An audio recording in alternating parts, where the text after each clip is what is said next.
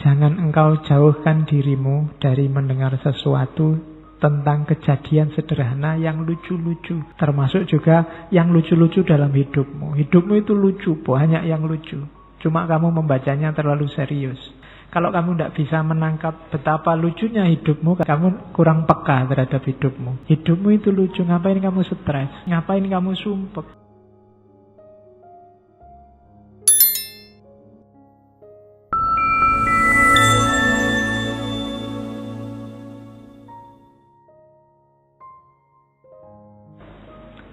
Oke, bismillah. Assalamualaikum warahmatullahi wabarakatuh. Bismillahirrahmanirrahim. Alhamdulillahi rabbil alamin. Assalatu wassalamu ala asyrafil anbiya'i wal mursalin Sayyidina wa maulana Muhammadin wa ala alihi wa ashabihi ajma'in. Amma ba'du. Bismillah, mari kita lanjutkan ngaji kita. Malam ini kita masuk ke manusia alternatif yang kedua.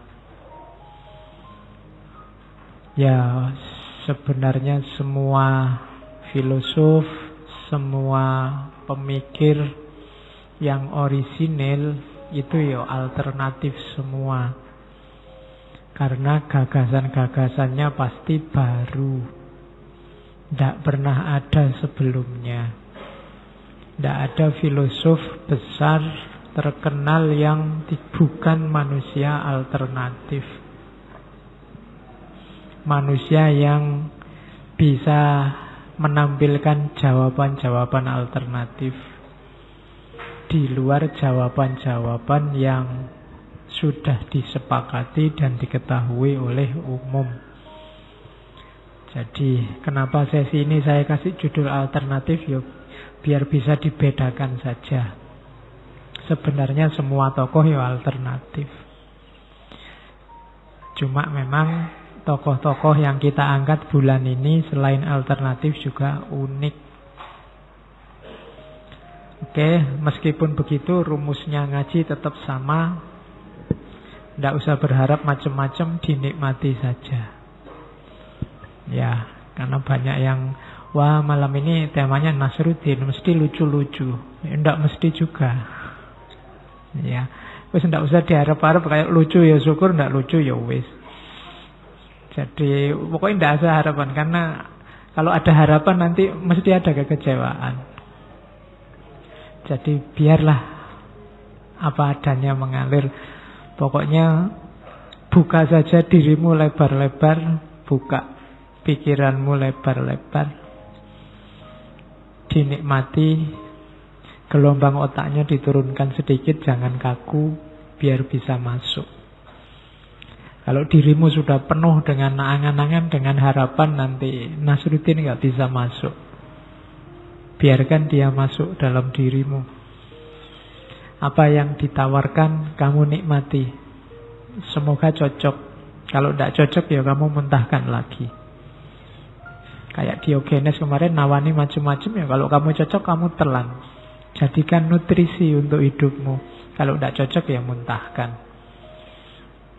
Minggu depan ada Madam Blavatsky juga gitu. Kalau cocok ya ditelan, tidak cocok ya dimuntahkan.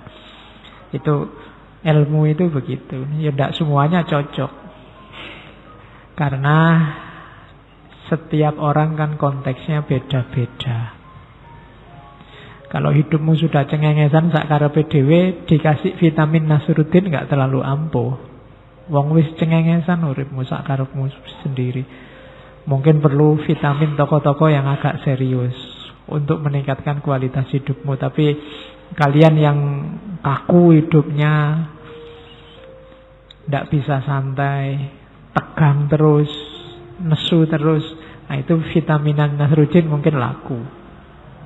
Jadi cara menyikapi tokoh-tokoh, tema-tema di ngaji ini begitu. Yang jelas, yang penting wawasan kita tambah. Semakin nambah wawasan, semakin berkualitas hidup kita. Karena kita punya banyak alternatif pilihan. Ada masalah itu cepat selesai kalau kita pilihannya banyak. Kalau kalian ujian itu kan antara jawaban IC dengan jawaban pilihan ganda, kan kamu lebih milih pilihan ganda. IC itu kamu harus mikir bisa salah. Tapi kalau pilihan ganda, kalau ndak ini ya itu, kalau ndak ini ya itu, lebih mudah dicari jawabannya. Makanya ujian itu yang banyak 40 soal IC, 40 soal pilihan ganda yang IC-nya paling 5. Karena kalau IC-nya 40 stres kamu. Biar hidupmu ketemu dengan pilihan ganda yang banyak, caranya apa? Tambah wawasan. Kemungkinan benarnya lebih banyak. Oke, bismillah. Kita mulai tokoh ini. Saya tidak tahu kesan yang muncul di kepalamu apa tentang beliau Nasruddin Hoja.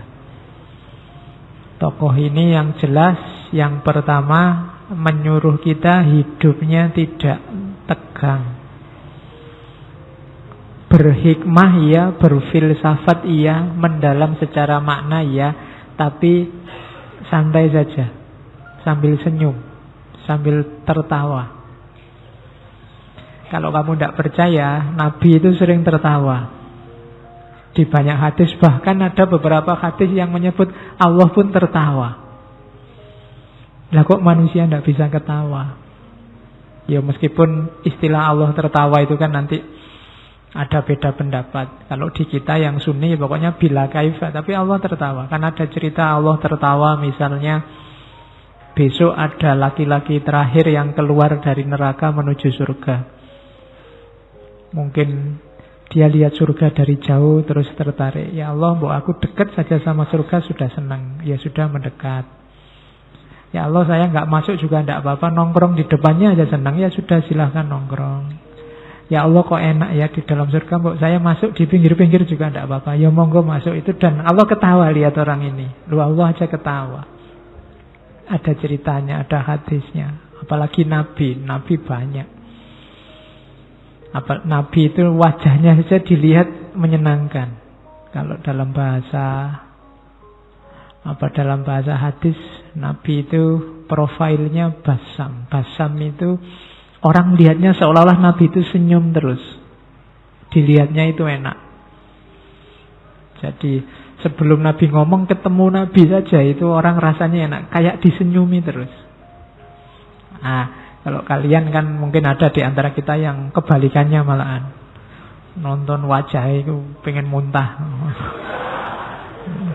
Ada yang gitu, nesunan, ngamuan, itu kan tidak enak. Kalau Nabi basam.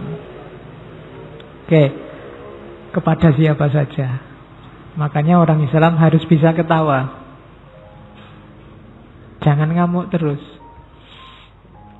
Saya ngutip sedikit itu sebenarnya ada di pengantarnya Nasruddin Hoja. Saya lupa profesor yang nulis, tapi itu diambil dari kitabnya Abu Hayyan At-Tauhidi, Al-Bashair wa Dakhair. Jangan engkau jauhkan dirimu dari mendengar sesuatu tentang kejadian sederhana yang lucu-lucu. Jadi kalian nonton yang lucu-lucu tidak apa-apa, nonton komedi tidak apa-apa. Sebab termasuk juga yang lucu-lucu dalam hidupmu. Hidupmu itu lucu, banyak yang lucu. Cuma kamu membacanya terlalu serius. Sebab bila engkau tidak mau memperhatikannya, pemahamanmu akan picik dan watakmu menjadi kurang tanggap. Kalau kamu tidak bisa menangkap betapa lucunya hidupmu, katanya Abu Hayyan, kamu kurang peka terhadap hidupmu. Hidupmu itu lucu, ngapain kamu stres? Ngapain kamu sumpek? Itu lucu. Tidak lulus-lulus ujian, lucu. Ya kan? Kemudian apalah diputus pacar, jane ya lucu. Wong masih pacar aja diputus, kamu kok nangis sampai segitunya. Malah enak kamu bisa nyari lagi, nambah pengalaman. Kalau kamu nangis itu jane ya lucu.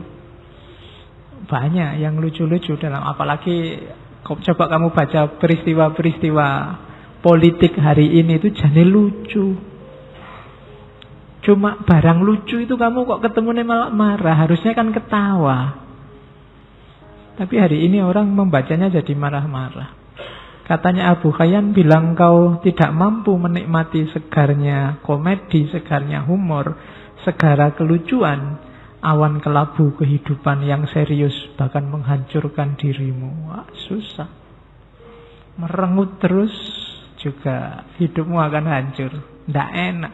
Wong kita oleh Allah diizinkan, diberi kesempatan hidup di dunia ini kan untuk bahagia, untuk senang. Maksud Allah nyuruh kita sumpek, nyuruh kita sengsara kan enggak. Gembiralah. Hidup ini menggembirakan. Jadi tertawalah. Ini filosofi yang dipakai oleh Abu Hayyan At-Tauhidi dan Nasruddin Hoja nanti gayanya semacam ini. Makanya saya sebut Muslim alternatif. Sekarang citranya Islam itu citra kebanyakan citra keras. Ya meskipun itu salah, tapi ada indikator-indikator yang membuat orang menyimpulkan itu. Mari kita akhiri itu, tampilkan wajah Islam yang melahirkan tawa, melahirkan senyum. Kadang-kadang ada orang bikin komedi, bikin humor, kamunya serius. Betul. Jadinya nggak jadi ketawa, malah marah. Akhirnya orang takut lagi ngomong yang lucu-lucu. Akhirnya ngomongnya serius terus. Akhirnya wajahnya kayak kalian kelihatan cepet tua kabeh.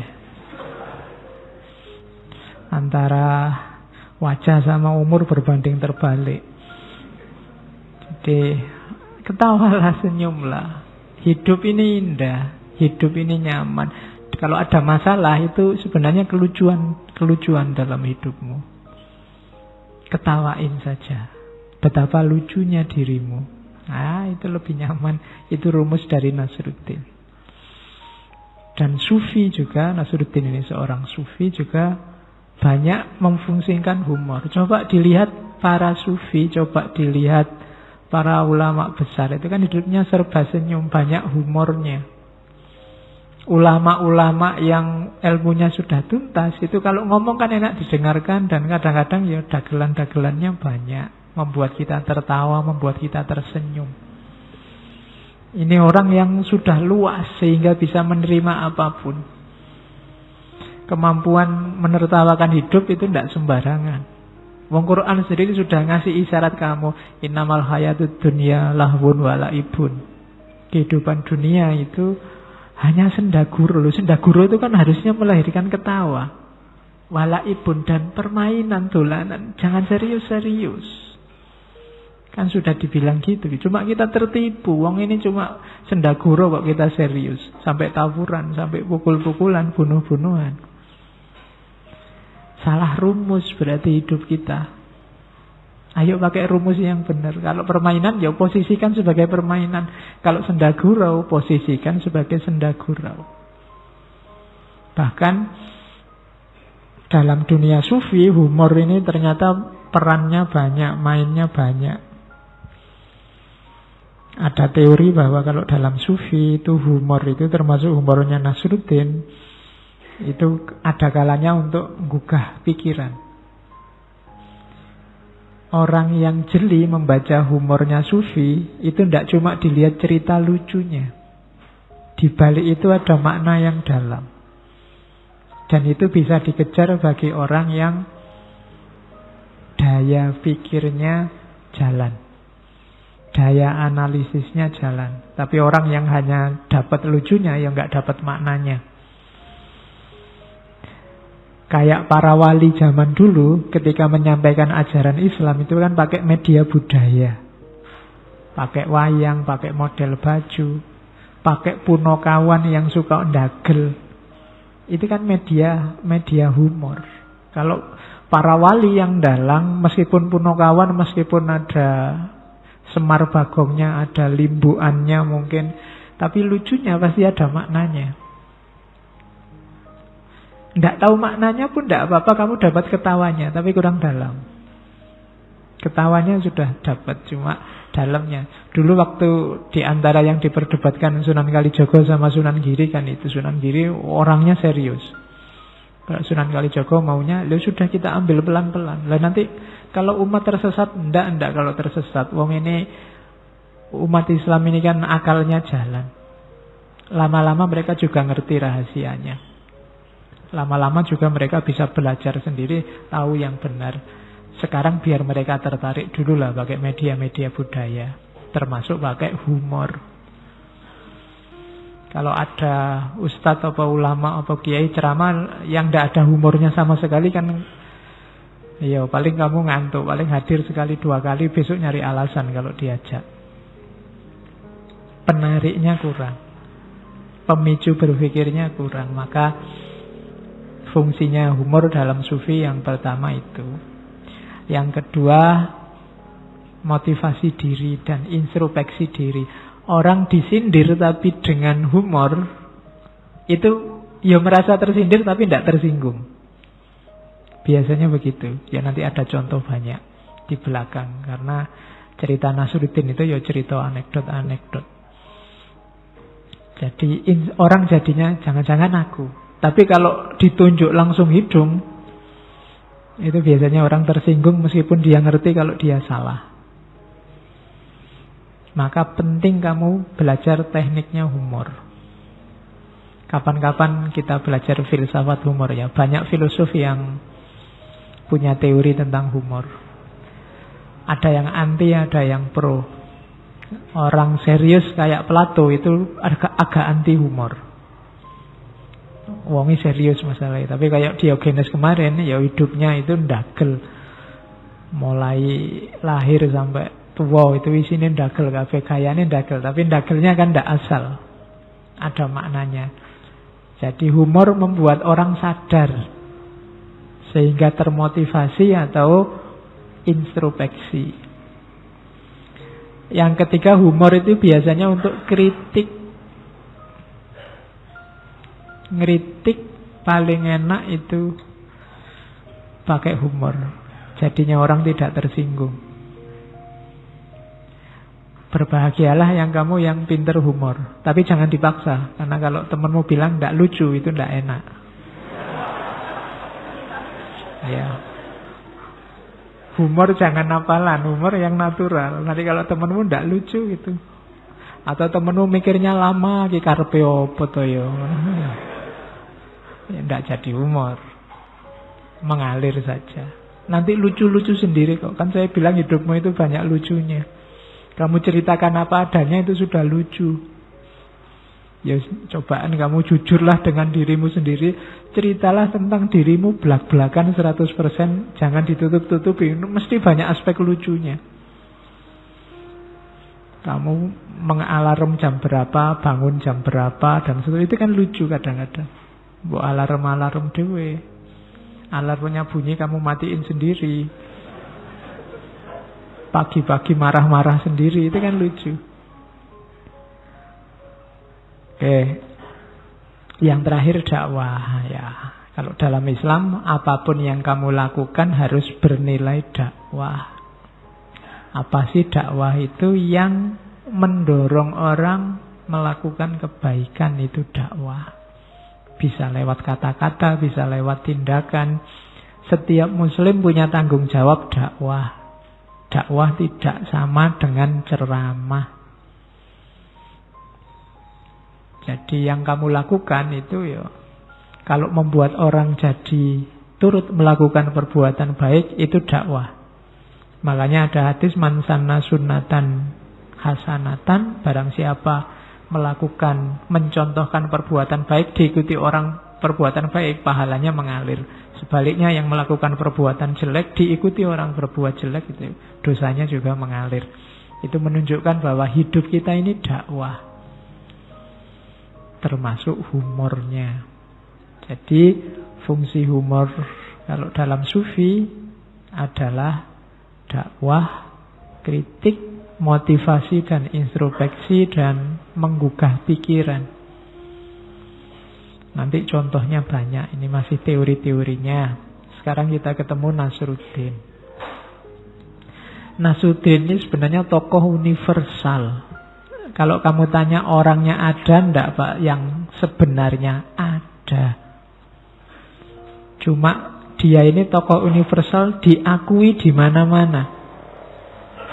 Orang Turki mengaku dia orang Turki, orang Afghanistan mengaku dia orang Afghanistan, yang Iran juga begitu, yang Afghanistan, yang Uzbekistan juga begitu.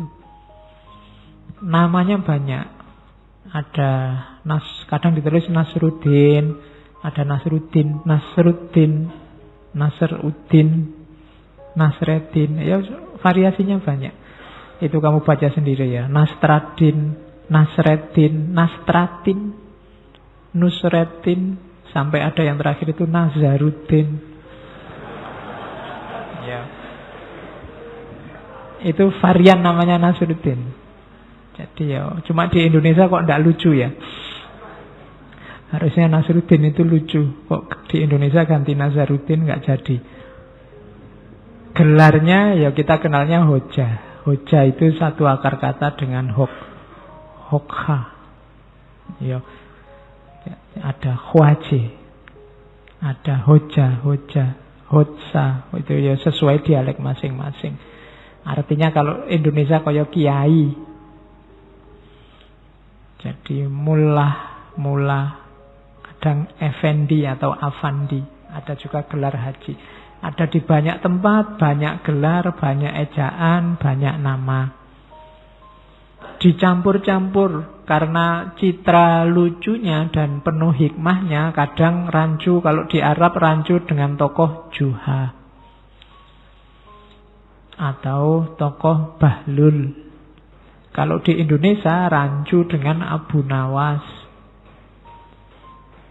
Abu Nawas itu penyair. Orang menyebutnya penyair homoerotika. Kapan-kapan ya kita ngomong Pujangga Jilid 2. Kita angkat, enggak selucu yang kamu ceritakan. Cuma di Indonesia kelucuan Nasruddin itu kecampur sama Abu Nawas. Terus dianggapnya itu kisahnya Abu Nawas. Tapi Abu Nawas enggak selucu itu. Abu Nawas penyair serius. Cuma kecampur. Indonesia nasibnya sama kayak di daerah Swahili, itu juga kecampur dengan tokoh Abu Nawas. Di Cina juga ada. Kalau di Cina namanya Afandi. Kalau di Jogja juga ada Afandi, tapi Afandinya kan pelukis. Kalau ini gelar Afandi dari bahasa Uighur, Avanti. Semuanya ngaku Nasruddin milik kita, karena memang cerita-ceritanya universal. Ya, orangnya sebenarnya yang dimaksud itu yang lahir sekitar abad ke-13, 1200 sekian. Meninggalnya 1275, 1285. Dari provinsi Akshehir, daerah Turki. Yang sebelah kanan itu makamnya. Makamnya juga lucu. Makamnya itu kayak yang sebelah itu ada gerbangnya, ada gemboknya besar. Tapi belakangnya tidak ada temboknya. Jadi gunanya apa gerbang sama gembok besar itu? Yang masuk dari belakang itu langsung bisa. Ngapain ada gerbangnya? Jadi makamnya aja sudah bisa melucu. Itu Nasruddin. Terus ya setiap tanggal 5 sampai 10 Juli kalau di Akshehir sana ada namanya Festival Internasional Nasruddin Hoja. Kalau mau mengadakan di sini boleh bikin acara yang lucu-lucu, stand up comedy ala masjid. Memperingati Nasruddin Hoja. Goleki santri sing lucu-lucu suruh ndagel yang religius tapi. Cuma kalau ngomong sara urusannya penjara kamu. Cuma itu Festival Internasional Nasruddin. Nah, tahun 96 dia oleh UNESCO ditetapkan sebagai tahun Nasruddin Hoja. Jangan salah, ini tokoh internasional. Dulu kita kenal Rumi juga kan dapat anugerah tahun. Jadi ada tahun Nasruddin Hoja itu tahun 96. Belum lama. Di barat juga ceritanya luar biasa. Banyak orang suka dengan cerita-ceritanya Nasruddin. Guru pertamanya ayahnya sendiri, namanya Abdullah Afandi, seorang imam di desa. Nanti Nasruddin ini setelah diajar ayahnya, belajarnya di konnya. Konon nanti antara lain dia juga belajar dari Maulana Jalaluddin Rumi, tasawufnya. Meskipun dia juga nanti berguru sufi pada Sayyid Muhammad Haironi. Ada cerita, saya tidak tahu kebenarannya, saat berguru pada Sayyid Muhammad Haironi ini, Nasruddin ini agak usil. Jadi santri yang suka usil, suka nyeplos, bikin ketawa temannya. Akhirnya oleh gurunya, Nasruddin, kamu besok jadi sufi, jadi orang bijaksana. Tapi sebijaksana apapun kata-katamu, orang akan tertawa. Kalimatnya gurunya ampuh ternyata. Akhirnya juga begitu, dia jadi orang yang sebenarnya sangat bijaksana, tapi setiap perilakunya, setiap tindakannya membuat orang ketawa. Itu Nasruddin. Dan konon juga beliau hidupnya di era ketika Mongol menginvasi negara-negara Islam. Sehingga banyak cerita Nasruddin dengan Mongol, khususnya dengan Timur Leng. Nanti di buku-buku banyak. Dan Nasruddin ini mungkin suka mengembara. Ada beberapa cerita beliau kemana-mana, dari Rusia sampai Cina, sehingga cerita tentang Nasruddin ini tersebar di mana-mana.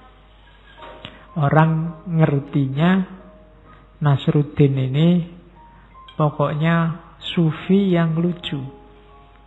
Kata-katanya dan perilakunya penuh hikmah, tapi orangnya lucu, menyenangkan. Kenalnya begitu. Sosoknya di catatan saya ada 6 ini. Dia ini seorang mullah.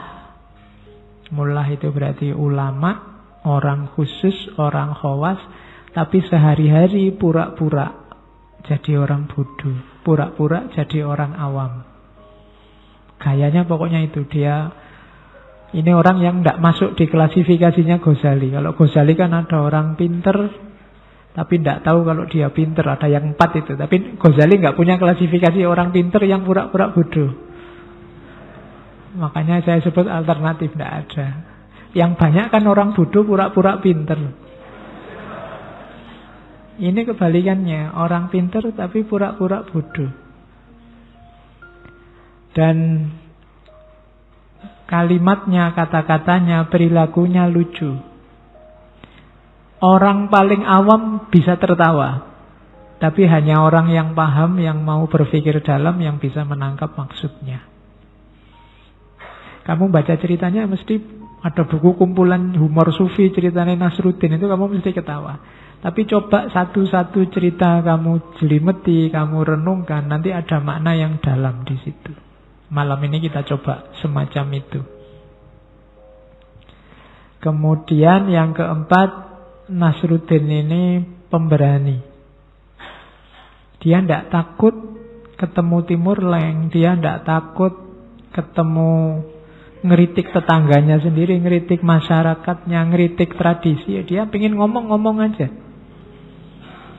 Timur Leng yang sangat ditakuti itu, satu ketika kalau ketemu Nasruddin, kamu kan dipercaya masyarakatmu.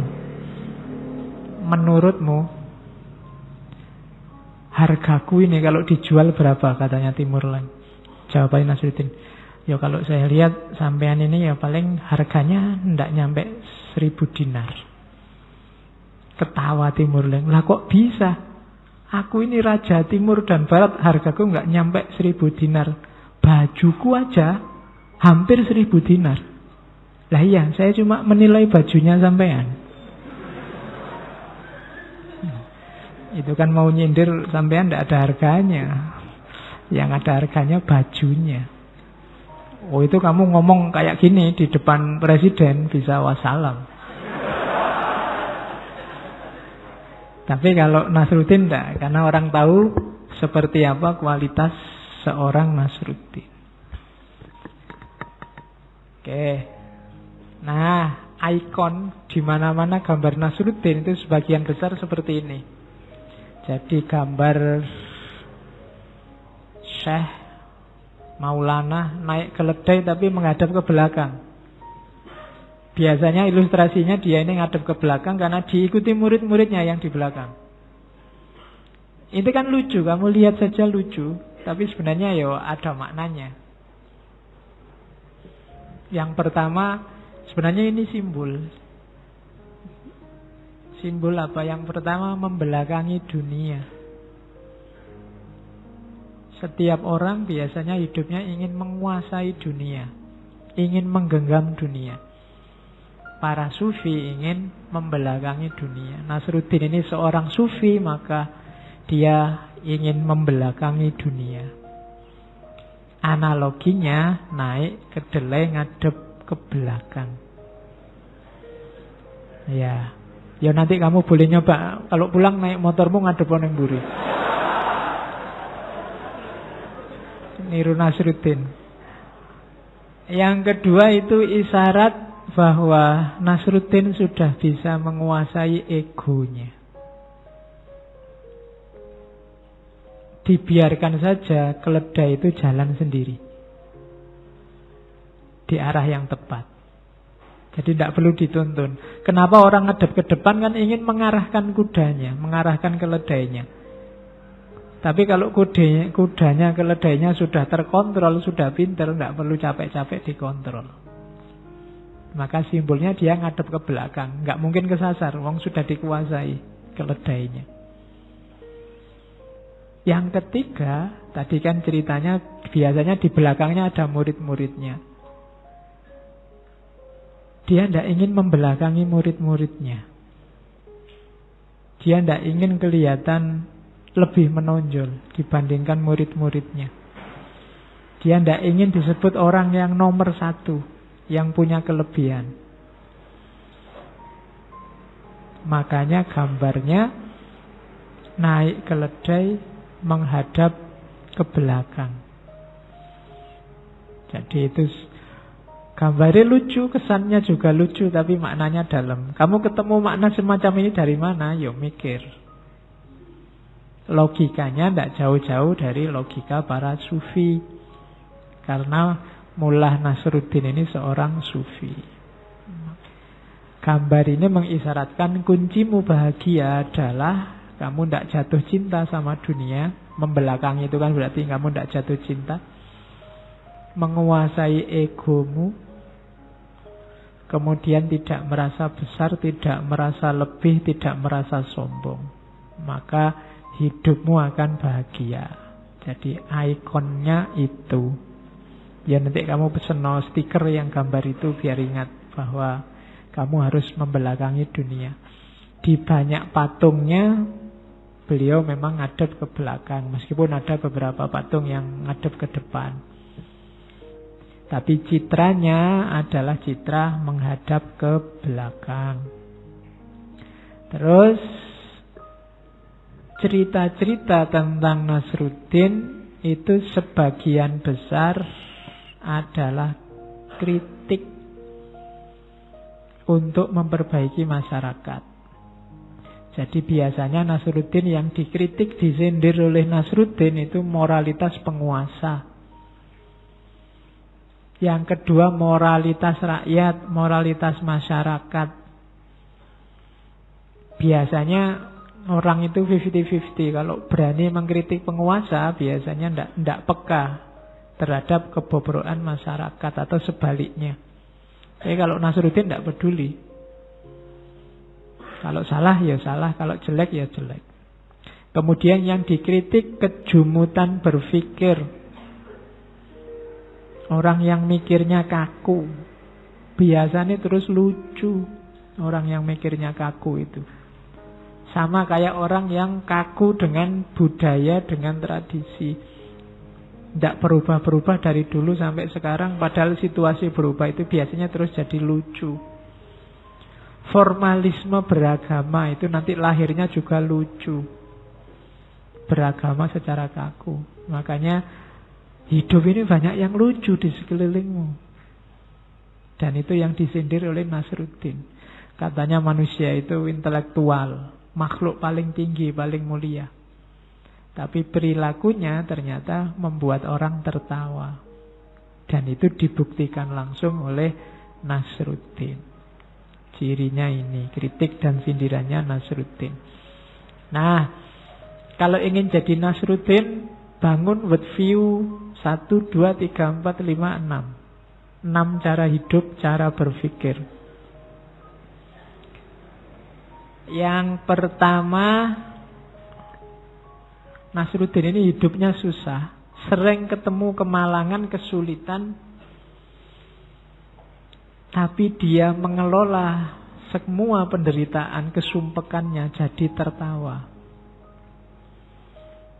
Nanti kamu coba ya, kamu punya masalah apa saja, kamu sikapi itu dengan tertawa. Kok lucu ya aku ini, kok lucu ya dunia ini, kok lucu ya masyarakat ini, kok lucu ya politik itu, kok lucu ya KPK itu. Misalnya ada koruptor ketangkap, dada-dada sambil ketawa itu kan. Oh itu. Iya. Koruptor ternyata gayanya wis kaya Nasruddin. Wong dapat masalah besar, penjara menanti masih bisa dada-dada dan ketawa. Oh itu kan kamu ketawakan juga kan, ketawanya mereka itu gaya Nasruddin. Kamu ada masalah apapun tertawa. Misalnya kamu nonton TV, nonton artis kok cakep-cakep ya, aku pengen lo punya pacar kayak gitu. Terus kamu ngaca, terus kamu ketawa. Iya ya, aku koyong ini kok mimpinya kayak gitu misalnya, terus kamu tertawa. Tidak apa-apa. Jadi ada, itu kan penderitaanmu. Nah, rumusnya Nasruddin, penderitaan diubah jadi tertawa. Jangan terus sumpek stres. Kalau stres kamu susah nanti. Ketawa, dinikmati. Sholat subuh jam 7, ketawai dirimu. Iya. Ya kan, kok ya lucu yo aku ini ngaku anak soleh tapi sholat subuh jam 7. Itu kan lucu hidupmu. Gaya Nasruddin begitu. Terus gaya Nasruddin yang kedua, pura-pura bodoh. Jangan ngaku pinter. Tapi bukan pura-pura tolol atau pura-pura ndak waras loh ya. Pura-pura bodoh itu jangan gaya minteri orang. Orang yang bermanfaat itu kayak Sokrates itu loh. Dia merasa ndak tahu, dan kalau ngajak ngobrol, bukan dia ngasih kebenaran, tapi yang diajak ngobrol ketemu kebenaran dengan sendirinya. Jadi tidak nyekoi, tapi orang tercerahkan dengan sendirinya. Itu sebenarnya gaya Sokratik, dan gayanya Nasruddin juga begitu. Dia ngomongnya lucu-lucu tidak jelas, tapi orang jadi tercerahkan, tersindir. Oh iya ya, berarti aku selama ini keliru, aku selama ini tidak pas. Itu gaya Nasruddin. Kalau sudah minteri, dikit-dikit ceramah, dikit-dikit ngasih dalil, kamu nggak cocok sama Al-Quran surat An-Nahl. Ya, orang mesti rada wegah. Jadi biarkan orang nyari sendiri, biarkan orang tercerahkan dengan sendirinya. Itu gayanya Nasruddin. Jadi worldview yang kedua. Worldview yang ketiga, menerima kenyataan. Jadi kenyataannya apa itu diterima dan dijalani. Itu gayanya Nasruddin. Jadi tidak, kita ini sering banyak masalah, sering galau, sering sumpek karena angan-angan kita tidak nyambung sama kenyataan. Terus kita stres dewi. Jalannya bahagia gampang. Terima kenyataan hidupmu, uraikan. Kalau memang ingin naik level, naikkan sedikit demi sedikit. Jadi tidak ngarang. Dan yang keempat ini lanjutannya, terus terang. Jadi jujur saja. Jelek ya ngaku jelek, cakep ya ngaku cakep. Pacarku itu ndak paling cakep di dunia kok Pak, cuma dia satu-satunya yang mau sama saya. Nah ini kan jujur. Daripada kamu menipu dirimu sendiri, engkaulah yang paling cantik, mesti bohong, mesti gombal itu. Kalau ditanya, aku yang paling cantik ya? Ya ndak, cuma kamu yang mau sama aku. Yang lain Kan itu lebih nyaman untuk psikologimu daripada kamu menipu. Wis pacaran dosa ngapusi pisan. Kalau jujur kan enak. Jadi terus ya spontan. Jangan terlalu jelimet. Jadi fakta, kebenaran itu kalau hasil dari penjelimetan itu sebenarnya mungkin tidak benar itu. Biasanya hal-hal yang tidak benar kamu bulet-buletkan akhirnya jadi benar. Makanya ada prinsip kalau di Ghazali ciri berpikir yang benar itu at-tabadur ilal faham. Langsung orang bisa paham. Kalau masih butuh penjelasan panjang lebar itu biasanya perlu dicurigai. Masih perlu justifikasi. Yang lebih simpel biasanya lebih mudah dipahami, lebih mendekati kebenaran.